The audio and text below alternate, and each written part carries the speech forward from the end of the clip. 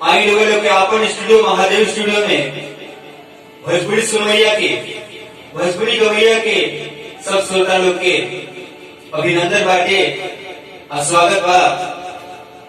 Mahadev studio में आई और audio video recording कराई और खूब प्रसन्न होके जाई। तो देखिए आज हमारे स्टूडियो में ये पूरे बिहार के लोकगीत के जानल मानल कलाकार जगह के हर दिल में धड़केला वो आज हमारे बड़ भाई अनु भैया हमारे स्टूडियो में आयल बनी। साथे साथे हमारे बड़ भैया शैलेश भैया आयल बनी, नवनीत भैया बनी। देखिए जो एमजेएम कंपनी के माध्यम से मतलब कि एमजेएम कंपनी के मालिक जेकर लोग बहुत नाम सुन ले हो हम लोग। एमजेएम कंपनी के मालिक अमित भैया जी बनी। यहाँ कंपनी बहुत दिन से काम कर रहा है मार्केट में। रेवाई हो कंपनी से जुड़ी अपन काम कराई और यदि अच्छा लगे हमारे बड़ भैया अनु भैया के एगो गजल सुनाओ तनी। यदि अच्छा लगे सबके ये चैनल के लाइक सब्सक्राइब शेयर जरूर कर दे ताकि बड़ भैया के कुछ सपोर्ट मिल जाए। बहुत बहुत धन्यवाद भैया। सुनाई होगा आवाज के तो सभी दीवाना है। भोजपुरी में गजल बात न भावेला तनिको कि जैसे पूस में बादर न भावेला तनिको। जय हो जय हो।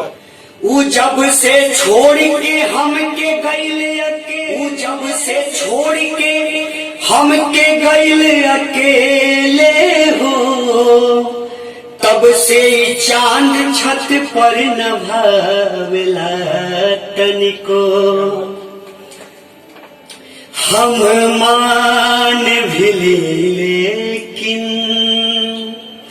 आसार तक बाटे उहे जी जे पी उहे जी कुदरत के नियम बाटे। हम मान भी लेकिन आसार तक बाटे। पी जाला अनहरिया के सूरज भी शराबी पी जाला अनहरिया के सूरज भी शराबी सूरज भी शराबी बाचना वो शराबी पर बाचन वो शराबी पर उम्मीद से कम बाटे। क्या बात है क्या बात। जे पी उहे जी जे पी उहे जी कुदरत के नियम बाटे। हम मान भी लेकिन आसार तक बाटे। हम साझ ढले खोलब आवाज के दरवाजा।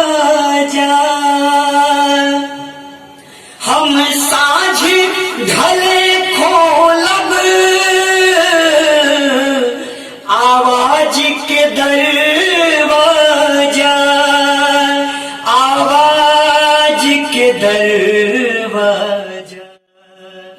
जब लागी खुदे हमके की बाट में दम बाटे। जे पी उहे जी जे पी उहे जी के नियम बाटे।